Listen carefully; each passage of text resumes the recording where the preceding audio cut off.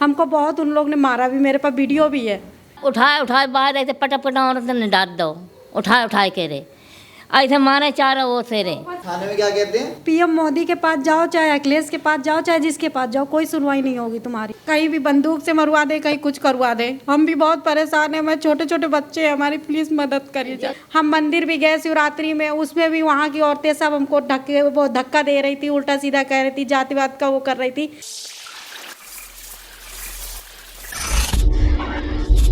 नमस्कार, इस वक्त आप देख रहे हैं द हिंद वॉरियर न्यूज़ और मैं हूं आपका सहयोगी अमन यादव आपके साथ। इस खबर की ओर अगर हम रुझान करें तो गुरुग्राम के टेकचंद नगर में इस वक्त हम गली नंबर 2 में मौजूद हैं, जहां पर मामला असल में ये कि सोनू, जिनका ये घर है, जो यहाँ पर निवासी हैं, जिनका मकान, जिस मकान के बीच में 2 साइडेड ये घर है, और अब कहीं ना कहीं इन्होंने ये आरोप लगाना शुरू किया है कि इनके मकान पर, इनकी गली के बाहर जो 2 साइडेड एक रास्ते को पूरी तरीके से दूसरे प्लॉट के द्वारा बंद किया जा रहा है।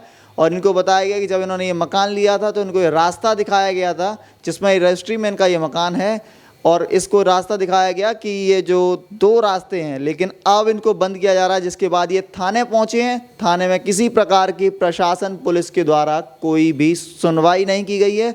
ये बार बार कह रहे हैं कि हम थानों के चक्कर लगा चुके हैं। तकरीबन अगर बात की जाए तो ये, उसके बाद आपको बता दें कि इनकी जो धर्मपत्नी है, ये इनके साथ थाने जा रही थी। इनके बाद चोट भी लग गई पैरों में, ये रास्ते में गिर गई। लेकिन कहीं ना कहीं प्रशासन चुप्पी साध कर बैठा है, किसी प्रकार की कोई कार्रवाई नहीं कर रहा है। ये इनका आरोप है। क्या कुछ ये पूरी कहानी वो हम आपको सुनवाते हैं, आप तक पहुंचाते हैं। जी सोनू, एक बार सर नमस्कार। नमस्कार सर, मैंने मकान लिया था 2017 में लिया था ये। तो डीलर ये बोला था कि यह इधर भी गली है, उधर भी गली है। तो मैंने कहा ठीक है, ले लो।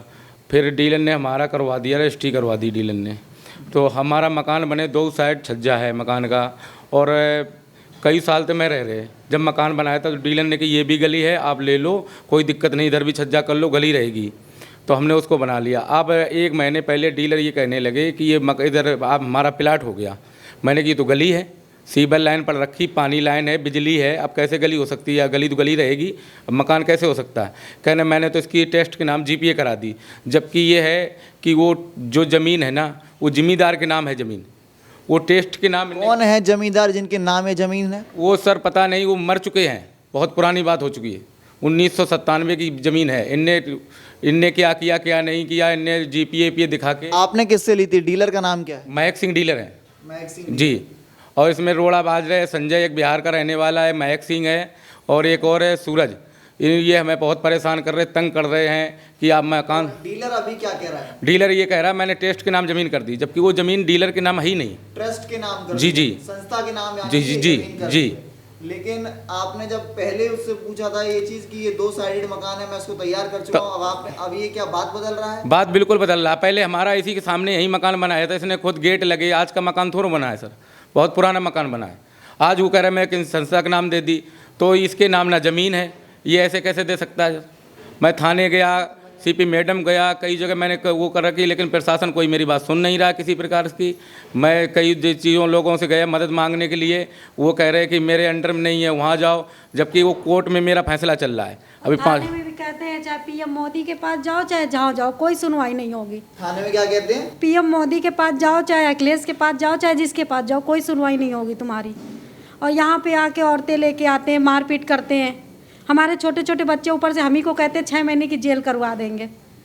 औरतें लेकर कौन आता है ये? और संजय लाते हैं, संजय है, महक सिंह है, ये सब लेके आते हैं। तो औरतें लेके के अंदर करते हैं और मारते हैं। उस दिन देखो हमको बहुत उन लोग ने मारा भी, मेरे पास वीडियो भी है इस चीज़ की। जीएफसी लेके आए थे तोड़ने के लिए। मशीन लेके। औरतें कौन है जो आती हैं, जो मारपीट करती हैं? क्या जानती हैं आप? नहीं, हम जानते हैं, कुछ को जानते हैं, कुछ को नहीं भी जानते हैं। क्या नाम है उन औरतों का जिनकी आप बात कर रहे हैं? औरतों को तो नाम नहीं पता है, पर इतना पता है वही लेके आते हैं, संजय। संजय लेके। हाँ, फिर वो मारपीट आपके साथ करती हैं? हाँ, औरतें हमें मारपीट करती हैं, वीडियो है। और मेरे पास वीडियो भी है उसकी। अच्छा। हाँ, अब फिर भी मैंने पुलिस को भी दिखाया तो पुलिस कह रहा है कोई वो नहीं है, तुम क्यों, वहाँ रोड है, रोड पे रहने दो, ऐसे बोलते हैं।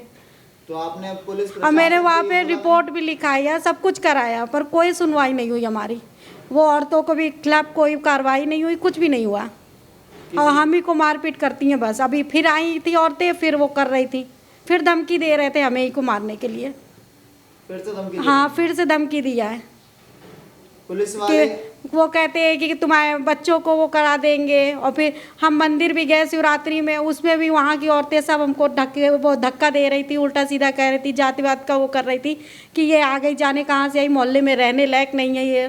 बहुत ही ज़्यादा बोला, शब्द की बोला, बहुत चूड़ा चमार करके वो बात बोला है मुझे कि ये हमारे मोहल्ले में रहने लायक नहीं है, ये मंदिर बनने में वो कर रही है, रोड़ा डाल रही है। जबकि सर ये गली है, गली में तो गली गली रहेगी, सबकी होती गली, गली को तो गली बनी नहीं चाहिए। इसको ज़बरदस्ती डीलर घेर रहे हैं और ये रेट हो गया है महंगा, ये बेचना चाहते हैं उस प्लाट को। और गली है, बंद है, मेरे दरवाजे मेरी गली है, तो उसको ये बेचना चाहते हैं। यहाँ दलित समाज कहते हैं, कोई चूड़ा ढेड़ चमार कहते हैं, मुझे समाज में नीचापन दिखाते हैं। वो कहते हैं यार रहने लायक ही नहीं हो समाज तुम में लोग। मुझको इतना नीचापन दिखाते हैं, मैं डरा हुआ हूँ, घर से कहीं काम करने नहीं जाता हूँ। मैं इतना परेशान हो गया हूँ कि अपने बच्चों को बचाऊँ, जाने अपनी बचाऊँ। प्रशासन मेरी पूरी तरफ से कोई मदद तैयार नहीं है करने के लिए। सोनू, आप दलित समाज से? जी। सवाल यहाँ खड़ा होता है कि क्या दलित समाज में पैदा होना अब इतना ओछा हो जाएगा? जिस तरीके से इनको किस आप शब्दों से नवाजा जाता है, क्या उनको ज़िंदगी जीने का अधिकार नहीं है? लगातार ये बर्बरता जो समाज के नाम पर होती है, जो दलित कहने पर बार बार किया जाता है, फिर क्या मतलब रह गया उस SC/ST एक्ट का जिसमें कही जाती है कि ये दलित समाज के उन लोगों के लिए किया गया है जो सबसे ज़्यादा पीड़ित होते हैं, परेशान होते हैं। महिलाएं आकर घर में मारपीट करती हैं, लेकिन सुनवाई के नाम पर पुलिस चैन की नींद सोने में व्यस्त है। ये लगातार पूरी घटना मैं इस वक्त आपको दिखा रहा हूँ, लेकिन सबसे बुनियादी सवाल जो खड़ा होता है वो इस बात पर खड़ा होता है कि क्यों पुलिस प्रशासन चुप है, कब कार्रवाई होगी। मेरे साथ सोनू की माता जी भी यहाँ मौजूद हैं, मैं इनसे जानना चाहूँगा। आप बैठिए, आप मुझे बताएं कि क्या ये परेशानी है, बेटे के ऊपर कितनी दिक्कत होती है? बेटे की परेशानी है, 15 साल बाद मकान बनो है, 15 साल तब कोई छेड़ नहीं लगी। अब इनने छेड़ लगाए रहे कि अंत से है ना, गेट बंद करें तो बच्चा हमारे कहाँ जाए, नाती नता में तो कहाँ जाए, कमाए रास्ता नहीं खरीबे। लड़का हमारे बहू, लड़का में रुआव ना दिन मारे, बहू हमारी घरे रात, नाती नता घरे रात। और तो लिवा के आओ तो सब दंगा पकड़ाऊँ लगा, हमें गथेट की दाद दो, देखो हमें लड़के की दाद दो, गोद ये पकड़ के रहे। आप अंदाजा करिए किस तरीके से पीड़ा का दर्द होगा। 70 साल तकरीबन इनकी उम्र होगी माता जी। हाँ, उम्र कितनी है? 70 साल के है। आप अंदाजा करिए, इनके साथ भी मारपीट होती है, इनको भी धक्का मुक्की की जाती है, इनको भी खींचा खदेड़ा जाता है, लेकिन सुनवाई के नाम पर कोई सुनना नहीं चाहता। उठाए बाहर ऐसे पटा औरत ने डांट दो, उठाए के रे ऐसे मारे चारों वो से रे। और गाली गलौज औरतें करें गाली गलौज, कम से 50 औरत थी। अब हम 2 ही साथ बहू हैं, अब मेरे नाती पोता। असल में बड़ा सवाल फिर से मैं कहना चाहूँगा कि दलित समाज में पैदा होना जो बार बार सवाल करते हैं कि क्यों फिर इस चीज़ को नहीं न किया जाता है कि जहाँ पर इन एक्टों का बनाने का फ़ायदा क्या है, इन नियमों कानून और कायदों का क्या मतलब रह जाता है जब आप समाज के नाम पर, आप दलित समाज के नाम पर इस तरीके से बड़ी बड़ी बातें करते हैं और वो राजनेता जो सफ़ेद पोशाक पहनकर मंचों पर खड़े होकर दावे करते हैं और कहते हैं कि हमने बहुत कुछ कर दिया विकास के नाम पर। असल में ये देश का विकास है जो आपकी आंखों के सामने तस्वीरें इस वक्त आप देख पा रहे हैं। वो बूढ़ी माँ जो 70 आप अंदाज़ा करिए कि तकरीबन इस उम्र में आप किसी को खदेड़ दें। 50 महिलाएं इन्होंने आरोप लगाया कि आती हैं, इनके साथ मारपीट करती हैं। लगातार इस वक्त की बड़ी अपडेट मैं आपको गुरुग्राम शहर से दे रहा हूँ।